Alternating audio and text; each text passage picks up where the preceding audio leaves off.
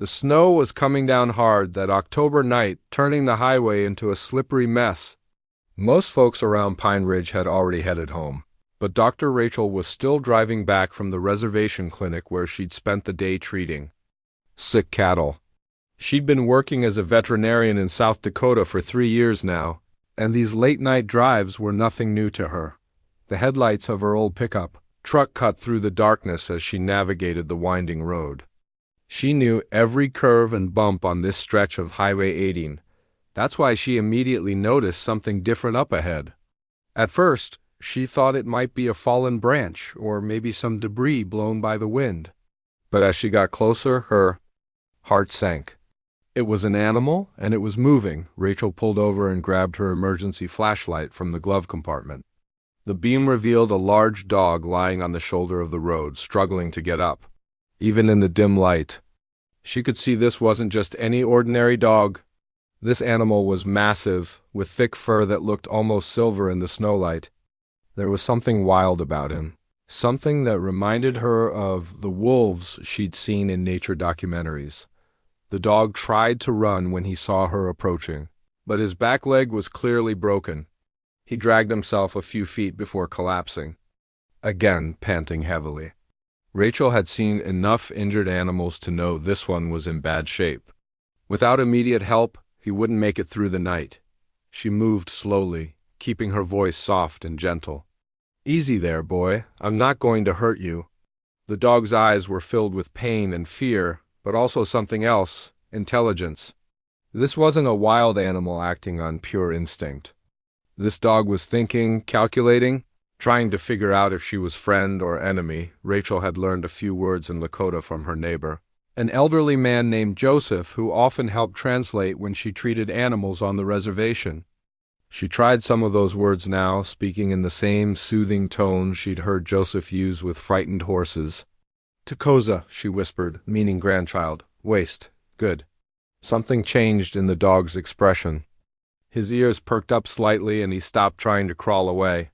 It was as if those familiar sounds had flipped a switch somewhere deep in his memory. Rachel took another step closer, extending her hand for him to smell. The examination would have to wait until they got to her clinic, but she could already see the damage. His left hind leg was twisted at an unnatural angle, definitely broken. There were cuts along his side, probably from whatever vehicle had hit him. His breathing was shallow and rapid, which worried her most of all. Internal injuries were always the biggest concern with hit-and-run cases. Getting a 100-pound injured dog into her truck wasn't going to be easy, especially one that might bite out of fear and pain. Rachel went back to her vehicle and pulled out a thick blanket she always kept for emergencies. She'd learned this trick from her mentor back in veterinary school. Sometimes the key to helping an animal is making them feel safe first. She wrapped the blanket around the dog's shoulders like a cocoon, speaking continuously in that same calm voice. "We're going to get you fixed up, big guy. I know you're scared, but I've helped lots of animals just like you." The dog seemed to understand that she was trying to help. When she lifted him, he didn't struggle or snap at her hands. The drive to her clinic felt like the longest 20 minutes of Rachel's life. She kept glancing in the rearview mirror, checking to make sure the dog was still breathing. He lay perfectly still on the blanket in her truck bed, those intelligent eyes watching her through the rear window. There was something almost human about his gaze, as if he understood exactly what was happening and was grateful for the rescue. Rachel's clinic was a small building on the outskirts of town. Nothing fancy, but equipped with everything she needed for emergency surgery. She'd bought the place 2 years ago with money she'd saved from her previous job at a big city animal hospital. Moving to South Dakota hadn't been easy, but she'd wanted to make a real difference, to help animals that might not otherwise get proper medical care. She carried the dog inside and immediately began her assessment. The break in his leg was clean. That was good news. The cuts along his side were shallow, probably from sliding across the asphalt. But when she felt his abdomen, she found what she'd been afraid of, swelling that suggested internal bleeding. The next few hours were a blur of preparation and surgery. Rachel worked alone, something she'd gotten used to since moving out here. In the city, she'd had a team of technicians and assistants. Here, it was just her training, and her determination to save every animal that came through her door. As she cleaned and dressed the dog's wounds, she noticed something interesting around his neck. Hidden beneath all that thick fur was a collar, but not the kind you'd buy at a pet store. This was made of worn leather and decorated with intricate beadwork and patterns she recognized as Native American. The colors were faded but still beautiful. Deep blues and whites arranged in a design that looked like thunderbirds or eagles. The surgery to repair the broken leg took 3 hours. Rachel carefully aligned the bones and secured them with metal pins. The internal bleeding had stopped on its own, which was incredibly lucky. Many dogs wouldn't have survived this kind of trauma, but this one seemed to have an unusually strong will to live. By the time she finished, the sun was starting to come up. Rachel was exhausted, but she stayed by the dog's side as he woke up from the anesthesia. Those intelligent eyes found hers immediately, and she could swear she saw gratitude in them. "You're going to be okay," she told him, gently stroking the fur on his head. "It's going to take some time, but you're going to be just fine." The dog tried to lift his head, then seemed to realize he was safe and let it rest back down on the blanket, but he kept watching Rachel as if he was memorizing her face. She decided to call him Storm after the weather that had brought them together. Over the next few days, Storm's recovery was remarkable. Most dogs would have been depressed and listless after such major surgery, but Storm seemed determined to get better. He ate everything Rachel offered him, took his medications without fighting, and followed her around the clinic as soon as he could walk again. But there were things about Storm that puzzled Rachel. He would position himself near the front door of the clinic, always watching. Every evening at sunset, he would go to the window that faced west and let out a long, mournful howl that seemed to echo across the prairie. And sometimes, late at night, she would catch him staring at that beaded collar she'd placed on a shelf, as if it held memories he couldn't quite reach. Rachel had treated hundreds of dogs over the years, but Storm was different. There was a depth to him, a sense that he carried stories she might never fully understand. As the days passed and he grew stronger, she began to wonder who he really was and where he had come from. Little did she know that the answers to those questions would change both their lives forever. The first week after Storm's surgery was touch and go. Rachel found herself sleeping at the clinic most nights, checking on him every few hours. She'd set up a comfortable bed next to his kennel, and somehow having her nearby seemed to calm him.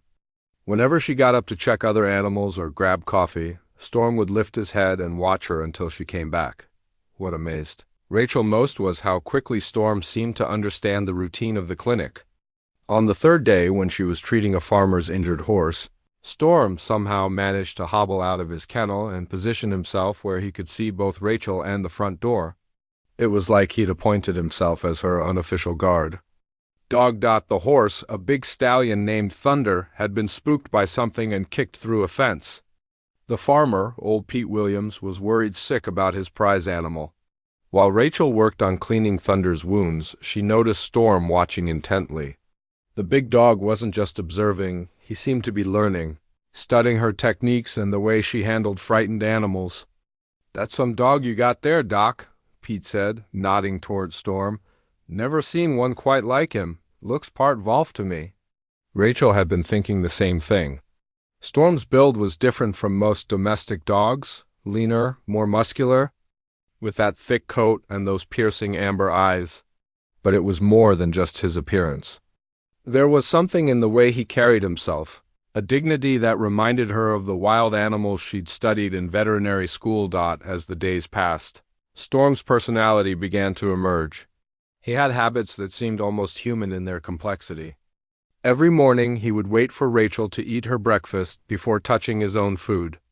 She tested this theory one day by pretending to skip breakfast, and sure enough, Storm just sat by his bowl, waiting patiently until she finally ate a piece of toast. Then there were the hand signals. Rachel discovered this by accident when she was treating a sick cat and made a gesture for the cat to stay still. Storm immediately dropped into a perfect down position, even though the command wasn't meant for him. Over the next few days, she experimented with different hand movements and found that Storm knew dozens of signals: sit, stay, come, watch, and others she couldn't figure out. The evening howling ritual continued to puzzle her. Every single day at sunset, Storm would go to the west-facing window and let out that haunting call. It wasn't the howl of a dog in pain or even loneliness. This was something deeper, more purposeful. Rachel asked her neighbor Joseph about it.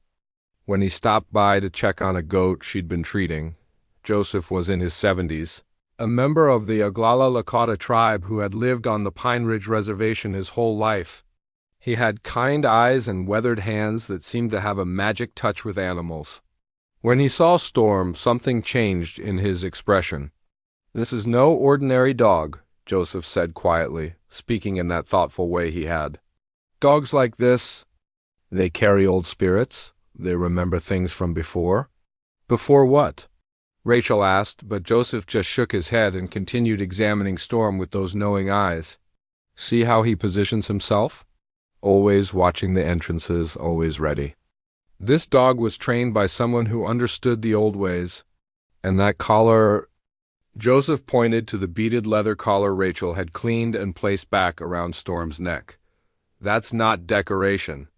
Those patterns mean something. They're protection symbols, warrior markings." Rachel felt a chill run down her spine. She assumed Storm was just a well-trained pet who'd gotten lost or abandoned. But Joseph's words suggested something much more complex. Storm seemed to recognize something in Joseph, too. When the old man extended his hand, Storm didn't just sniff it. He touched his nose to Joseph's palm in what looked almost like a formal greeting.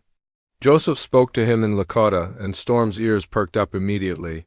He responded with a series of movements that were clearly communication, not just random dog behavior.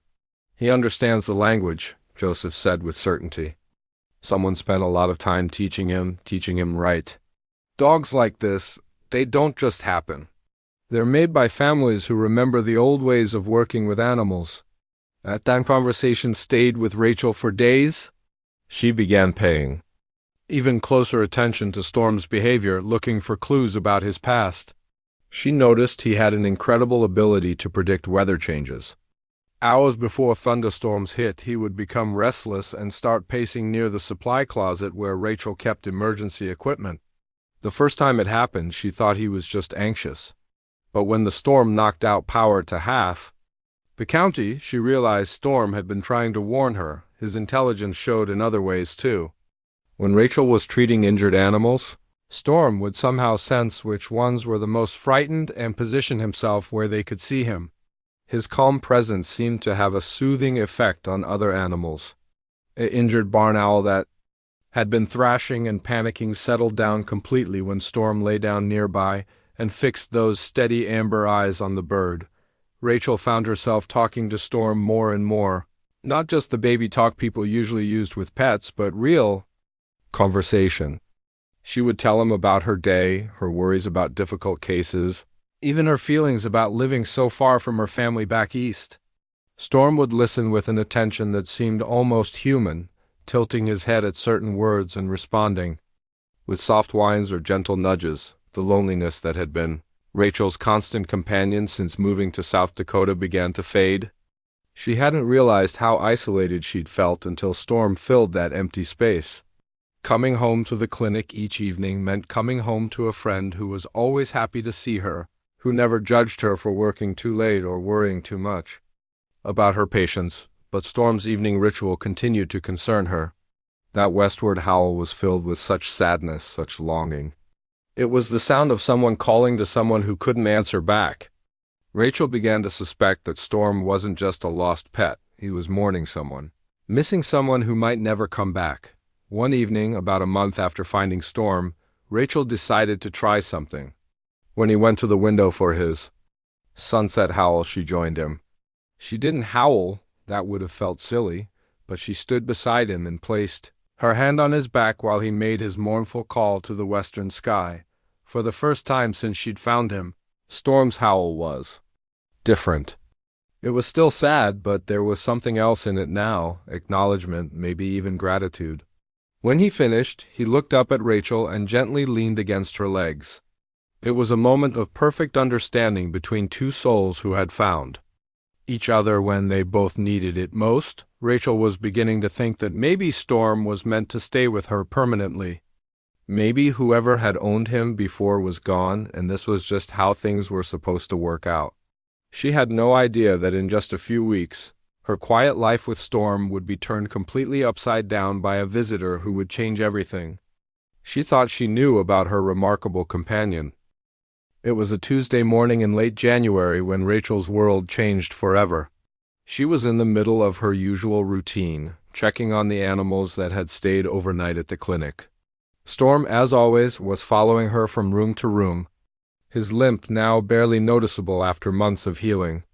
The winter sun was streaming through the windows, and everything felt peaceful and normal. That's when she heard the truck pull up outside. Storm heard it first, of course.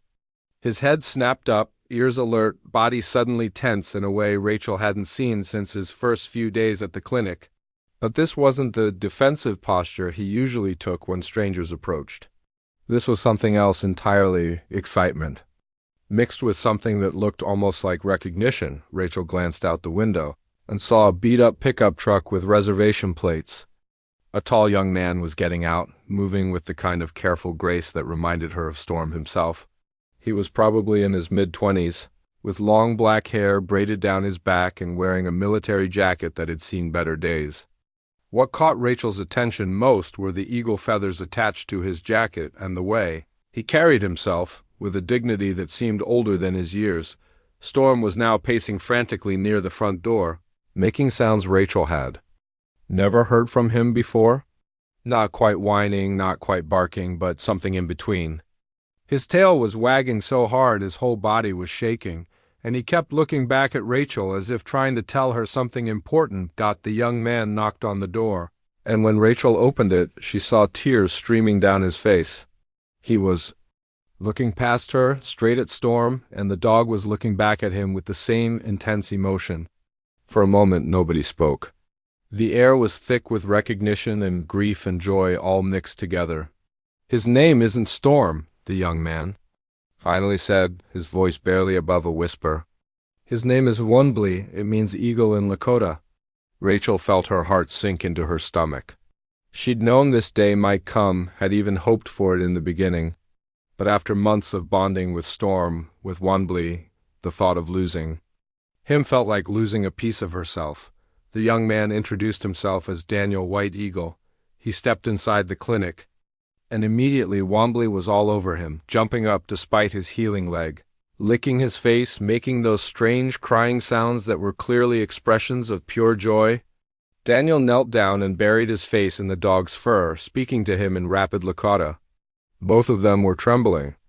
"I've been looking for him for 4 months, Daniel said, not taking his eyes off Wonbly. "Ever since my brother died." The weight of those words hit Rachel like a physical blow. She led Daniel to her office and made coffee with shaking hands. While he told her the story she'd been wondering about for months, David White Eagle had been Daniel's younger brother, just 22 years old when he was killed by a roadside bomb in Afghanistan. He'd been a Marine, deployed for his second tour, and Wonbly had been his constant companion before the deployment. David had found Wonbly as a puppy, abandoned and half-starved on the side of a reservation road. He'd nursed the puppy back to health and trained him using methods their grandfather had taught them, old ways of working with dogs that went back generations. "David always said Wonbly wasn't just a dog," Daniel explained, his voice thick with emotion. "He said they understood each other in a way that went deeper than words." When David left for Afghanistan the second time, Wonbly knew. He knew David wasn't coming back. The night after David's funeral, Wonbly had disappeared. The family had searched everywhere, the reservation, the surrounding towns, even put up flyers and offered rewards. It was like the dog had vanished into thin air. Daniel's grandmother, a respected elder in their community, had told the family that Wonbly was carrying David's spirit and would return when he was ready. "But I never stopped looking," Daniel said. "I drove these roads every weekend, asking at every vet clinic, every animal shelter. I knew he was out there somewhere." Rachel listened to the story with growing amazement and sadness. Everything about Wombley's behavior suddenly made sense. The military precision of his training, the way he positioned himself to guard entrances, the evening howling ritual facing west toward the reservation where his first family lived. The collar, she said suddenly. The beaded collar he was wearing when I found him. Daniel's eyes lit up. Our grandmother made that. She put protection prayers into every bead, specific prayers for warriors and their companions. David never took it off Wombley, said it would keep them both safe. Rachel brought out the collar, which she'd carefully preserved and cleaned. When Daniel saw it, he broke down completely. He held the worn leather in his hands like it was made of gold, running his fingers over the faded beadwork. She died 2 weeks ago, he said quietly. Grandmother. Her last words were about Wombley. She said he would come home when he'd finished his work, when he'd found the person he was meant to help. Rachel felt a chill run down her spine. She thought about the past few months, how Wombley had filled the empty spaces in her life, how his presence had helped her help other animals, how his calm strength had gotten her through the hardest cases, and the loneliest nights. Daniel seemed to read her thoughts. She said Wombley would find a healer, someone who needed healing as much as he did. She said that's how these things work. The spirits guide us to where we're supposed to be. Rachel was crying now too, overwhelmed by the beauty and sadness of the story. She looked at Wombley, who was sitting between her and Daniel, his intelligent eyes moving back and forth between them as if he understood every word. I should have known, she said. All those signs, all those behaviors. He was trying to tell me about David, about you, about his real family, but Daniel shook his head. You did exactly what you were supposed to do. You found him broken and dying, and you put him back together. You gave him a safe place to heal. And grieve. That's not something you should feel bad about. That's something sacred. They sat in silence for a while, both of them petting Wombley, who seemed content to have his two worlds finally meeting. Rachel knew what she had to do, but saying it out loud was going to be one of the hardest things she'd ever done. You're here to take him home, she said. Finally, Daniel looked at her for a long moment, then down at Wombley, then back at her. Actually, he said slowly, I'm here to ask you something completely different. Rachel's heart stopped. She had no idea what was coming next, but something in Daniel's voice told her that this conversation was about to take a turn she never could have expected. The bond she'd formed with Wombley, the months of healing and growing together, had led to this moment. But instead of an ending, it felt like the beginning of something much bigger than she could have imagined. Rachel stared at Daniel, her mind racing with possibilities. What could he possibly want to ask her that wasn't about taking Wombley home? The silence stretched between them while Wombley seemed to sense the tension, moving closer to Rachel's chair, as if offering comfort. Before I tell you why I'm really here, Daniel said slowly, I need to show you something. He reached into his jacket and pulled out a worn leather wallet. From it, he carefully extracted several photographs, handling. Then, like precious artifacts, the first photo took Rachel's breath away. It showed a young man in marine dress blues standing next to Wombley. The family resemblance between David and Daniel was unmistakable, but where Daniel carried himself with quiet intensity, David's smile was bright and open. Wombley looked magnificent in the photo, his coat gleaming, wearing the same beaded collar Rachel had preserved so carefully. This was taken right before his last deployment, Daniel said, his voice barely steady. David had just gotten promoted to sergeant. He was so proud, said he was going to use his military training to help our people when he got back. He wanted to become a veterinarian, just like you. Rachel felt tears welling up again. The coincidence seemed too perfect, too meaningful to be random. Daniel showed her another photo, David and Wombley, at what looked like a powwow, both of them surrounded by children from the reservation. David used to bring Wombley to ceremonies and community events. The kids loved him, said he was like having a real Wolf at the gathering, but it was more than that. Wombley had this gift for knowing which kids were sad or scared. He'd just go, sit with them until they felt better. The next photo was harder to look at. It showed David in combat gear, sitting in what looked like a military base, with Wanbley beside him. Both of them looked tired, older somehow than in the previous pictures. David smuggled this photo out in his last letter home, Daniel explained. He wrote that Wanbley was the only thing keeping him sane over there. Said the dog somehow knew when the bad dreams were coming and would wake him up before they got too deep. Rachel was beginning to understand the depth of the bond between David and Wanbley and why the dog's grief had been so profound after losing him. "There's something else you need to know," Daniel continued, his expression growing darker, "about why Wanbley was on that highway the night you found him, about how he got hurt." Rachel had wondered about this many times. Hit-and-run accidents were unfortunately common on reservation roads, but something about Wanbley's injuries had always bothered her. The positioning of the wounds, the way he'd been left so far from any houses or buildings. Daniel's jaw tightened. "There's a man named Jake Morrison who lives in town. His daughter Jessica used to date David before he enlisted." Jake never liked having a native guy dating his daughter, made that real clear to everyone. When David died, most people figured that would be the end of it. Rachel felt a cold dread settling in her stomach. "But Jake wasn't done hating," Daniel continued. 2 weeks after David's funeral, Jake cornered me at the gas station. Said our family had no business grieving a dead soldier when David should have stayed on the reservation where he belonged. Said a lot of other things I won't repeat. Daniel showed her one more photo, this one from a newspaper clipping. It showed Jake Morrison being arrested for drunk driving, not once but multiple times over the past few years. "The night you found Wanbley, Jake was at Murphy's bar, drinking and running his mouth about David again. My cousin Tommy was there, heard him bragging about teaching the White Eagle family a lesson. Said he'd been driving home drunk when he saw Wanbley walking along the highway, and he swerved to hit him on purpose." Rachel felt sick.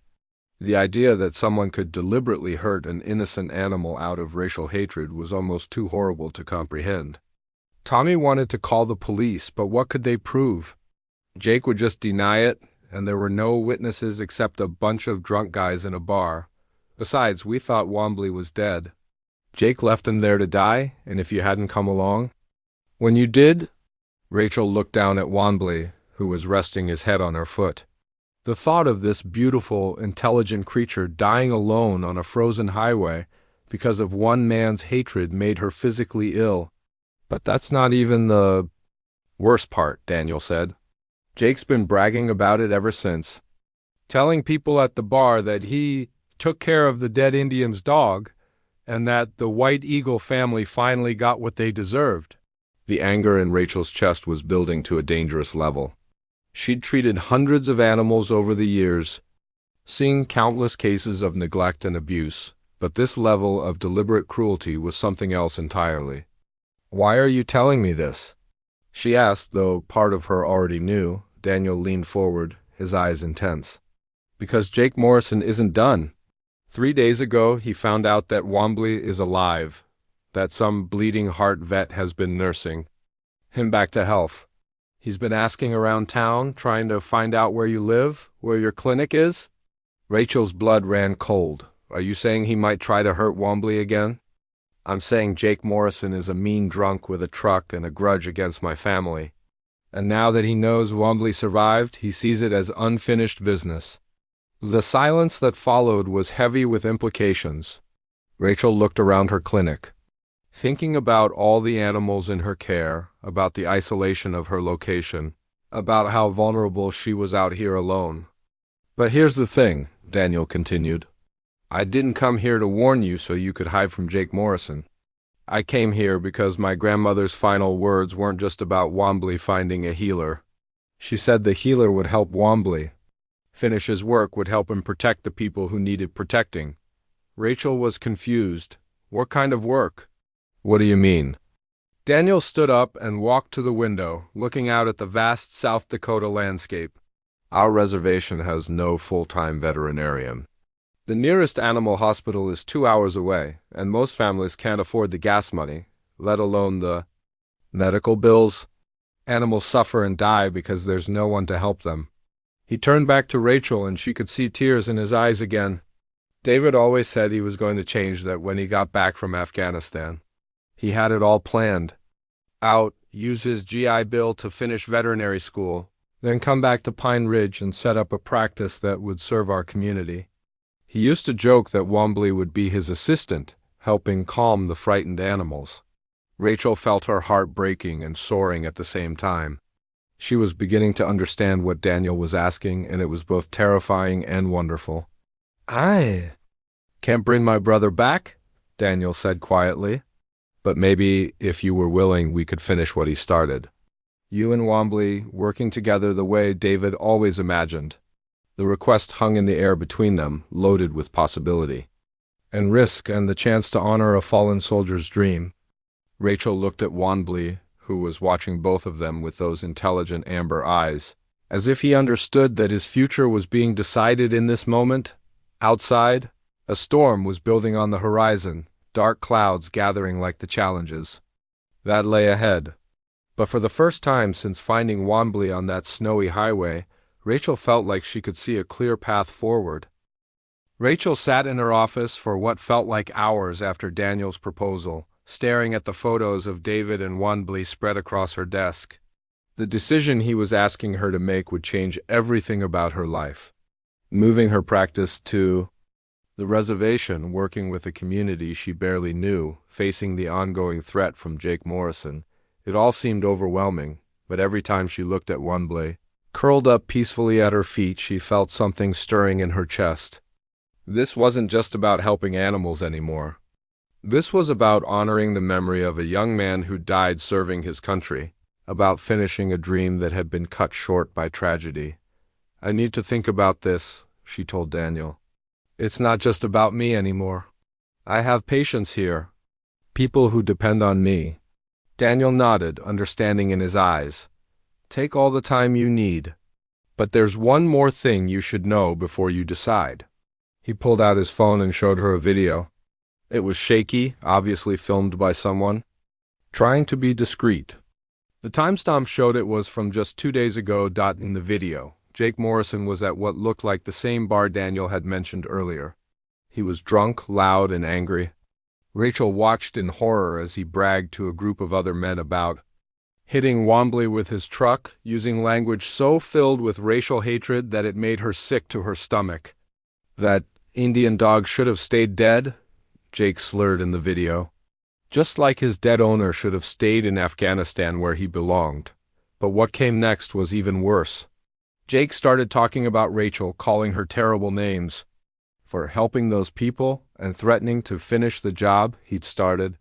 The other men in the bar were cheering him on, some of them even offering to help. Rachel felt her hands shaking as she watched. She'd dealt with difficult people before, angry farmers who didn't want to pay their bills, drunk ranchers who thought they knew better than she did about treating animals. But this was different. This was pure hatred, directed not just at her, but at an entire community of people. "My cousin Tommy recorded this," Daniel explained. "He wanted to make sure we had evidence of Jake's threats. The tribal police are aware of the situation, but they can't do much unless Jake actually tries something." Rachel looked down at Wombly, who had lifted his head during the video and was now watching her with those intelligent eyes.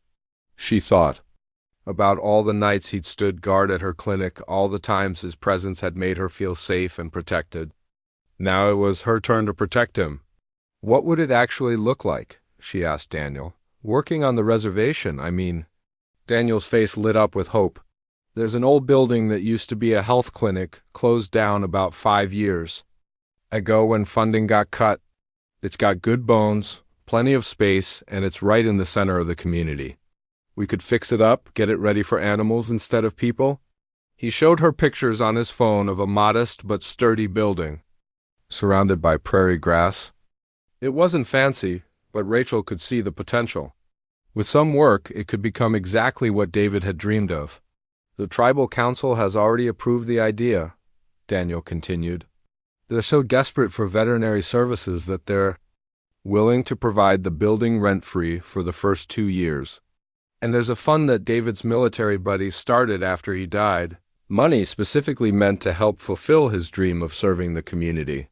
Rachel felt tears welling up again. The generosity of people honoring a fallen soldier's memory was almost too much to bear. But what about Jake Morrison? What about the danger? Daniel's expression grew serious. That's something we'll have to deal with together. The reservation has its own police force, and they take threats against community members very seriously. Plus, you won't be alone out there. Our family, our friends, the whole community will be watching out for you and Wanblee. Over the next week, Rachel found herself thinking constantly about Daniel's proposal. She visited the reservation for the first time, meeting with tribal elders and community members who told her stories about David, about his plans for the future, about how much the community needed veterinary services. She met Daniel's mother, Anna White Eagle, a quiet woman with kind eyes who worked as a teacher at the reservation school. Anna showed Rachel a letter David had written from Afghanistan, describing in detail his plans for the veterinary clinic, including drawings of how he wanted to set up the examination rooms and surgical areas. He drew pictures of Wanblee helping. With the scared animals, Anna said, pointing to a sketch in the margin. Said his dog had a gift for calming other creatures, that they would be a team. Rachel also met Joseph, her elderly neighbor, at his house on the reservation. She hadn't known he lived there, and seeing him in his own environment gave her a new understanding of the man who'd helped her understand Wanblee's behaviors. That dog has been waiting for you to make this decision, Joseph told her as they sat on his porch, watching Wanblee play with some children from the neighborhood. He's been healing from losing David, but he's also been preparing for what comes next. As if to prove Joseph's point, Wanblee had already started showing new behaviors during their visits to the reservation. He was more relaxed here, more like his old self. The children loved him, and he seemed to remember his role as a community protector and friend. The decision finally came to Rachel on a quiet evening at her clinic. She was treating an injured calf when Wanblee suddenly positioned himself between her and the door, alert and focused. A few minutes later, headlights appeared in her driveway. It was Jake Morrison, drunk and angry, pounding on her door and shouting threats. Rachel called the police, but they were 20 minutes away. For those 20 minutes, Wanblee stood guard, his presence and low growling keeping Jake at bay until help arrived. When the police finally took Jake away, Rachel realized that she and Wanblee were stronger together than either of them was alone. The next morning, she called Daniel. "I'll do it," she said simply. "I'll help you finish what David started." 3 Months later, the Pine Ridge Veterinary Clinic opened its doors. The building had been transformed into a modern animal hospital, complete with surgical facilities, recovery rooms, and a special area where Wanblee could help calm frightened animals. The opening ceremony was unlike anything Rachel had ever experienced. The tribal council blessed the building with traditional prayers, burning sage and asking the spirits to guide Rachel's work. David's military unit sent a flag that had flown over their base in Afghanistan, and it was hung in the clinic's main room as a reminder of the dream that had brought them all together. Rachel was officially adopted into the White Eagle family. That day, in a ceremony that made her cry with joy and gratitude, she wasn't just a veterinarian anymore. She was a daughter, a sister, a member of a community that had embraced her completely. Wanblee seemed to understand that his long journey was finally complete. He no longer howled at sunset, no longer spent his evenings staring west with longing. Instead, he threw himself into his new role as the clinic's therapy dog, helping traumatized animals heal while serving as a living bridge between Rachel and the community she now called home. Jake Morrison never bothered them again. After his arrest at Rachel's clinic, he'd been sentenced to jail time for his threats and drunk driving violations.